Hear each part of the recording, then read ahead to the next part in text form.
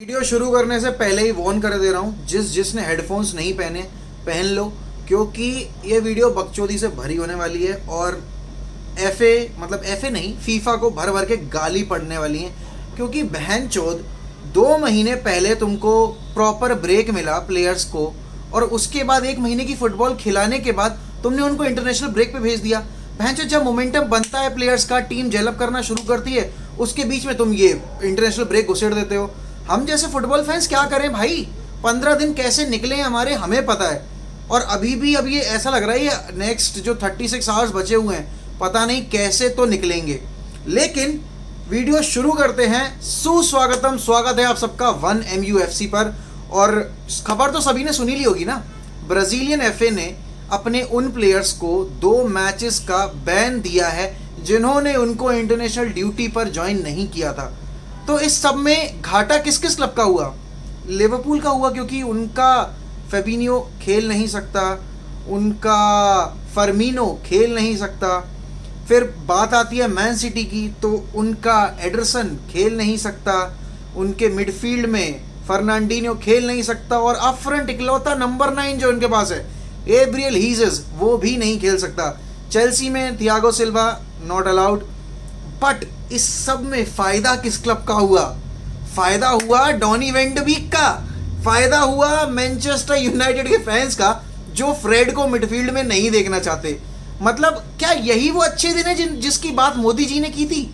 मतलब थोड़ा देर से आए, लेकिन यार क्या आए हैं, क्या दुरुस्त तरीके से आए हैं। एक ही विंडो में जेडन सैंचो, राफेल वरान, क्रिस्टियानो रोनाल्डो, और अब सोने पे सुहागा। ये कौन सी दुनिया में आ गए हम? इस सब की तो आदत ही नहीं है हमें। लेकिन इस सब से हटकर चलो बात कर लेते हैं कि डोनी को अगर इन 2 गेम्स में मौका मिलता है तो क्या करना चाहिए उसे। और देखो यार, सोल्शायर की मन की कोई पढ़ नहीं सकता, क्योंकि उस बंदे ने लिटरली एलेक्सिस सैंचेज के ट्रांसफर से ठीक 2 दिन पहले ये प्रेस कॉन्फ्रेंस में बोला था कि Alexis Sanchez is going to be a crucial player for us this season. और 2 दिन बाद वूफ, गायब एलेक्सिस सैंचेज, जैसे गधे के सर से सींग। तो अब डोनी को अगर ये 2 गेम्स मिलते हैं तो क्या हमें उसको नंबर 6 पर चांस देना चाहिए अगर वो अच्छा करता है तो? क्योंकि लास्ट वीडियो में मैंने बोला था यार कि अगर मैं उसका पास्ट रिकॉर्ड उठा के देखूं तो वो नंबर 6 पर उतना यूजफुल नहीं है। डोनी ने हाँ, जो vibe with the 5 Rio Ferdinand की जो पॉडकास्ट है उस पर बोला कि I played as a number 6 early in my days, but at Ajax I played as a 10, but I can play as a 6. But मैं वो चाहता नहीं हूँ ना यार कि मैं एक ऐसे प्लेयर को डीप लाइन प्लेमेकर के तौर पे खिलाऊं जो कि बॉल कैरियर है ही नहीं, जो कि उतना डिफेंसिव डिपार्टमेंट में भी हेल्प नहीं करेगा, और प्लस उसको जो उसका नेचुरल गेम है उसके अगेंस्ट खेलना पड़ेगा।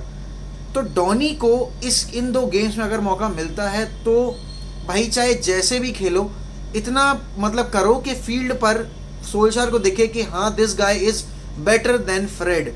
अब बात आ जाती है प्लेइंग 11 की, कि प्लेइंग 11 न्यूकासल के अगेंस्ट क्या होना चाहिए। सबसे पहली बात तो ये भाई, सबको चाहिए रोनाल्डो एज नंबर 9। कवानी के लिए कोई डिसरिस्पेक्ट वाली बात नहीं है ये, बट होम कमिंग 3.5 लाख का टिकट बिका है बहन चोद, और तुम उसको बेंच पर नहीं बिठा सकते क्योंकि उसका रिकॉर्ड न्यूकासल के अगेंस्ट बहुत अच्छा है और वो भूखा शेर है, उसको गोल्स चाहिए।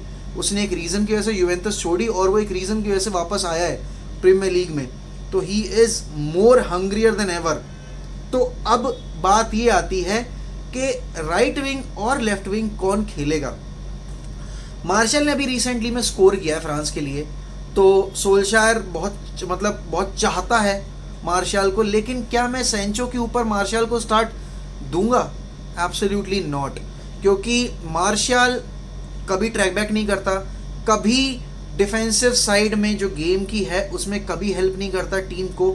मैंने सेंचो को ट्रैक बैक करते देखा है, भले ही तुम ये कह लो कि यार है तो फिजिकली वो भी वीक, तो कैसे तुम मार्शल को मतलब नहीं तुम कंसिडर कर रहे हो, सेंचो को कर रहे हो। बात ये है कि भाई मुझे आलसी प्लेयर नहीं चाहिए टीम में, मुझे वो प्लेयर चाहिए जो थ्रू आउट 90 मिनट्स एक लेवल की परफॉर्मेंस दे पाए। मुझे मोमेंट्स में खेलने वाले प्लेयर नहीं चाहिए कि 2 मिनट अच्छा खेले और बाकी के 88 मिनट्स में कबाड़ा कर दिया, नहीं। और मेसन ग्रीनवुड को तुम ड्रॉप नहीं कर सकते, बिल्कुल भी नहीं कर सकते, क्योंकि अभी वो जिस तरह की फॉर्म में है, वो बंदा प्लेइंग 11 में रेगुलर बेसिस पर खेलना डिजर्व करता है, चाहे कोई भी बना रहे, उसके ऊपर उससे बेटर। क्योंकि जब एक प्लेयर मोमेंटम में है ना, तो उसको मोमेंटम ब्रेक मत करो, उसको लगातार खिलाओ, क्योंकि वो आपको मैच दर मैच डिलीवर करता ही रहेगा। अब मिडफील्ड की बात आती है कि मिडफील्ड में क्या होगा। ब्रूनो तो देखो भाई ऐसा है कि नहीं, वो अगर सोल्जर कह भी दे भाई तो अभी 2 दिन पहले मैच खेल के आए, थोड़ा रेस्ट कर ले, तो वो कहेगा क्या बकचोदी लगा रखी है, मैं खेलना चाहता हूँ, मुझे 90 मिनट्स खेलना है, मुझे रोनाल्डो के साथ खेलना है, मैं लेके आया उस बंदे को, मुझे खिलाओ, मुझे परफॉर्म करना है। और उसके अलॉन्ग साइड पॉल पॉगबा को खिलाओ, क्योंकि यार Pogba at the back is a complete waste. और हाँ, अगर सेंचो स्टार्ट नहीं करता है तो I would love to see Paul Pogba on left mid और लेफ्ट विंग, क्योंकि पॉल पॉगबा की अभी तक की बेस्ट परफॉर्मेंस अगर किसी पोजीशन पे खेलते हुए आई है तो वो है लेफ्ट विंग।